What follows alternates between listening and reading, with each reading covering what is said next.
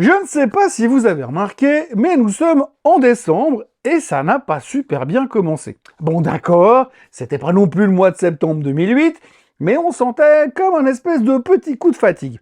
Hier, les marchés avaient l'air de Gérard Larcher qui sort du repas de midi. Il sait qu'il a beaucoup trop mangé, qu'il est super mal, mais il sait quand même qu'il va revenir demain parce qu'en plus, c'est gratuit à la cantine de l'Assemblée nationale. Le rouge était donc partout, aux États-Unis, en Europe, sauf en Suisse, parce qu'en Suisse, il y en a un point comme nous, et on a eu droit à des fabricants d'avions qui font des rappels dans tous les sens et qui savent bien que, même si ça arrive 2 fois en 3 jours, parfois c'est un tout petit peu fatigant. Et puis il y a eu l'Allemagne qui nous a sorti des chiffres immondes, tout comme les USA. La sanction était la même des 2 côtés de l'Atlantique. Les obligations commençaient à montrer des signes de nervosité, alors que le Japon ressemblait à un épouvantail qui commençait à nous foutre la trouille. Bref, on est entré dans ce mois de décembre 2025 sans se poser de questions et 24 heures plus tard, on n'a plus que ça, des questions. Ce qui me donne un marché qui doute, un marché qui flippe, mais un marché qui voudrait quand même acheter le dip. Oui, parce qu'on a quand même été formé pour ça, faut pas oublier. On fait donc le tour des histoires du matin, comme si c'était un conte de fées, mais en fait, c'est pas un conte de fées, c'est le nouveau feuilleton Netflix spécial Noël qui commence. Bienvenue dans ce Morning Bull Live, je suis Thomas Vaillet, et nous sommes le mardi 2 décembre 2025. Et celui qui me demandait où est le casque de Jacques Villeneuve, il est là.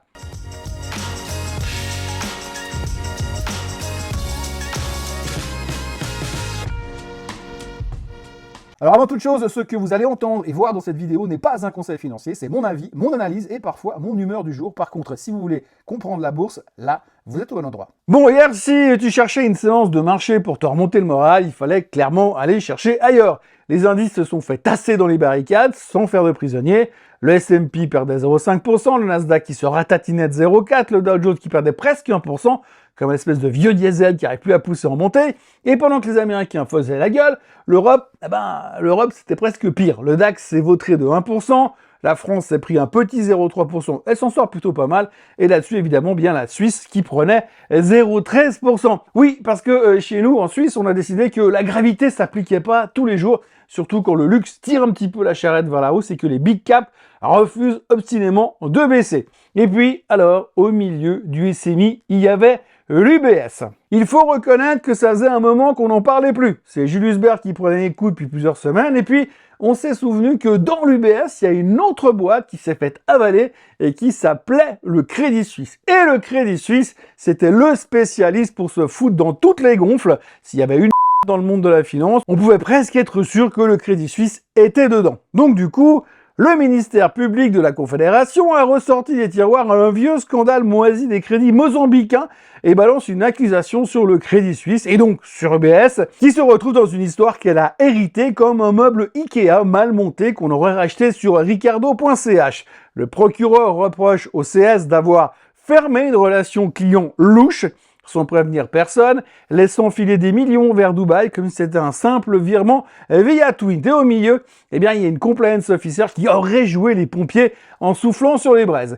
Tout ça pour une flotte fantôme de pêche au thon qui a jamais vu l'océan, mais qui s'est contenté d'encaisser les pots de vin. Le Mozambique s'était retrouvé fauché, sa monnaie en PLS, et le FMI avait claqué la porte. UBS dit qu'il n'y a rien à voir et qu'il s'en fiche parce que le Conseil fédéral et la FINMA leur ont filé une carte sortie de prison sans passer par le start. L'affaire date de 2016 et l'UBS ne veut pas remuer le passé, et en plus c'était pas leur faute. Ils veulent bien reprendre les actifs du Crédit Suisse pour dépanner, mais pas les plantages historiques de la défunte banque suisse. Sinon c'est trop dur, et puis ça coûte trop cher. Sauf que maintenant, le ministère public de la Confédération veut quand même rejouer le match retour. Oui, parce qu'il y a des lois, c'est ballot, mais c'est comme ça. Eh oui, la finance, c'est ce monde magique où même les scandales reviennent avec les intérêts des débiteurs. Mais en Europe, pour être honnête, le vrai feuilleton du jour, c'était Airbus. La boîte a sorti une histoire de panneaux métalliques vaguement défectueux sur les Airbus A320. On vous dit que tout va bien, qu'il n'y a pas de quoi paniquer, que personne va tomber du ciel. Et le marché, lui, il a réagi un petit peu comme si un avion venait de perdre un moteur juste au-dessus de l'Elysée. Bam, 10% de baisse en séance. Rien que pour dire bonjour. Après, on s'est rattrapé un peu et on a fini qu'à moins 5,8%. Faut dire que l'histoire est sortie juste après leur histoire de rayonnement solaire qui avait fait grandir 6 000 000 Airbus A320 pour le week-end dernier. On adore. Et pendant qu'on y est, eh bien, Thales a aussi perdu 2,6% juste pour faire bonne figure parce qu'il paraît que la solidarité, c'est important. Même quand on jure qu'on n'a rien fait parce que les calculateurs qui tombent en panne, c'est les leurs. Mais c'est pas à cause d'eux qui tombent en panne. Et puis en Allemagne, c'est la macro qui sent-elle brûler. Alors là-bas, on parle pas d'un problème d'avion, mais d'un problème de moteur. Le moteur du pays. Le PMI manufacturier retombe à 48,2, plus bas depuis 9 mois. Les usines allemandes, pour l'instant, on dirait un plat de spaghettis trop cuit. Ça s'étire, ça colle, mais ça n'avance plus. Le plus inquiétant, c'est les nouvelles commandes qui plongent. Plus personne ne veut rien acheter. Depuis juillet 2022, le PMI est resté sous les 50. L'industrie allemande regarde la croissance passer, mais alors de loin, de très loin. Les emplois, les stocks, les commandes, tout le monde hurle au secours. En surface, on pourrait croire que ça repart un peu, mais dès que tu grattes 3 mm sous la surface, bah tu prends tes jambes à ton cou tellement ça fout les jetons. Et puis alors, aux États-Unis, on sortait d'une série de 5 séances de hausse du vert partout. La saison des sapins, des guirlandes, du chocolat chaud. Normalement, décembre, c'est le mois où tout le monde il est beau et tout le monde il est content. Et puis, on s'est rappelé qu'en décembre, il y a aussi du rouge. Le rouge du Père Noël, le rouge du Coca, le rouge des indices quand ils se prennent une claque. Et donc, hier, on a fait le dip.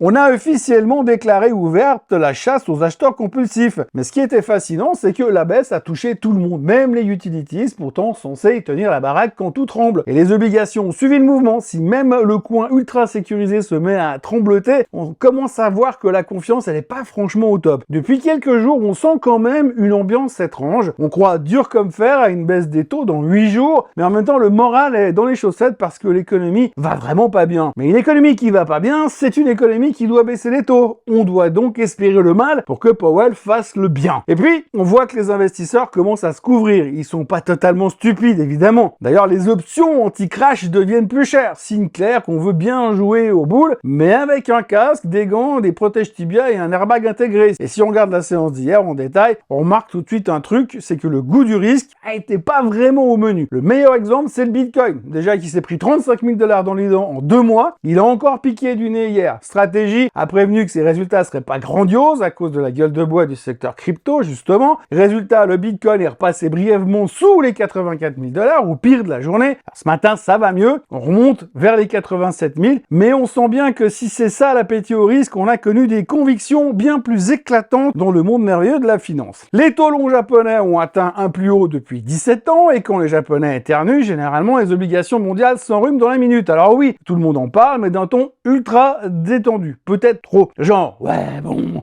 c'est le Japon. On s'en fout du Japon. Tout le monde fait semblant de s'en foutre. Jusqu'au jour où ça deviendra peut-être un vrai problème. Je dis bien peut-être. Mais pour l'instant,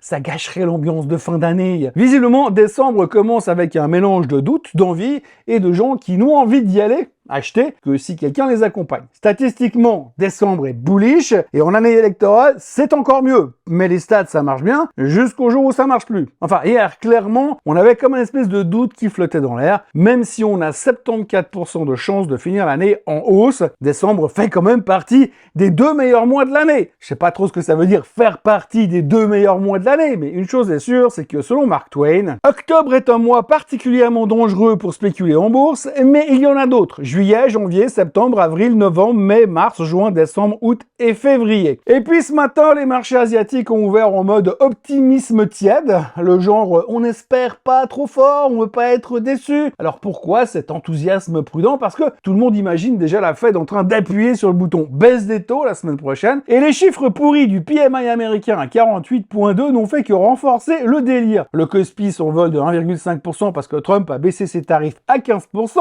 le Japon grappille 0,4% malgré les mots assassins d'Ueda de la veille, Hong Kong rebondit et la Chine fait la gueule. En gros, tout le monde mise sur Powell. Mais alors, vraiment tout le monde. Ce qui est toujours un peu inquiétant parce que Powell, on sait que des fois...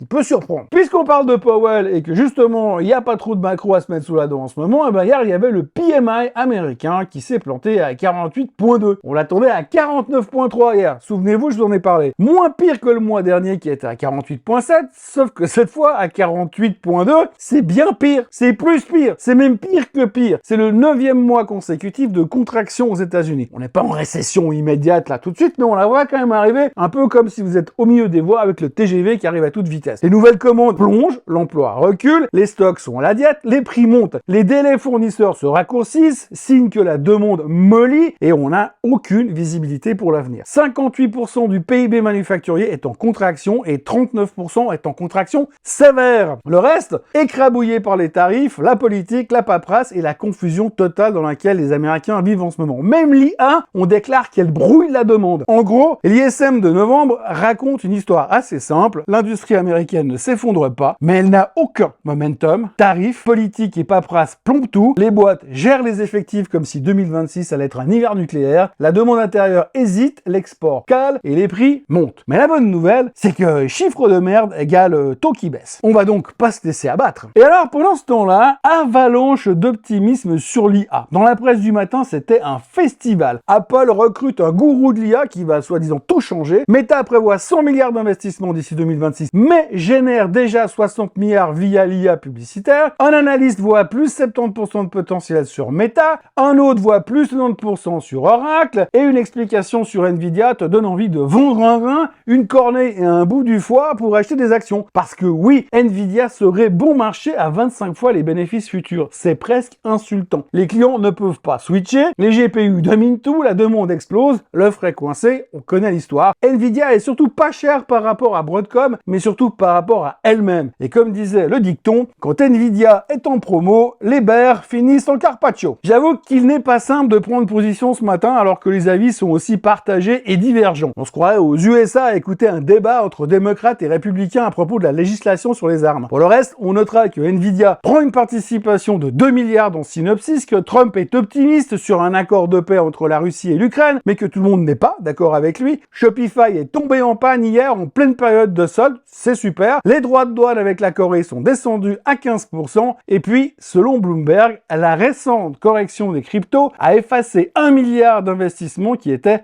en levier. Voilà. Si je devais résumer la séance d'hier en une phrase, ce serait « on avance, mais avec un casque et un gilet pare-balles ». D'un côté, la macro nous souffle à l'oreille que ça sent le brûler, que les commandes s'évaporent, que les usines tirent la langue, que le Japon éternue et que Bitcoin fait une crise d'angoisse. Et de l'autre côté, t'as les apôtres de l'IA qui te promettent que Meta va exploser, qu'Oracle va décoller, que Nvidia est en promo, ce qui, en 2025, est probablement la phrase la plus dangereuse de l'histoire des marchés. Résultat, on navigue entre peur du vide, euphorie technologique et prière à Powell pour qu'il ne transforme pas le mois de décembre en cauchemar. Et c'est ça le marché en ce moment, un mélange de scepticisme, de foi, de vertige et de bon. Allez, j'achète quand même, on verra bien. Bienvenue dans le dernier mois de l'année, celui où on espère, on doute, on flippe et on sourit quand même, parce que sans ça, franchement, on fera un autre métier. On se retrouve donc demain pour de nouvelles aventures, pas forcément plus logiques et plus rationnelles, mais de nouvelles aventures quand même. N'oubliez pas de vous abonner à la chaîne Swissquote en français, de liker cette vidéo, de la partager et de la commenter, et puis surtout, passez une excellente journée. À demain. Bye bye. Ce contenu est informatif et éducatif destiné aux personnes connaissant les marchés financiers. Il ne constitue pas un conseil en investissement, juridique ou fiscal. Le trading et l'investissement comportent des risques, notamment la perte de capital. Les CFD et actifs numériques sont volatiles et ne conviennent pas à tous. Swissquote décline toute responsabilité quant à l'exactitude du contenu ou aux pertes liées à son usage. Produits et services disponibles selon la législation en vigueur.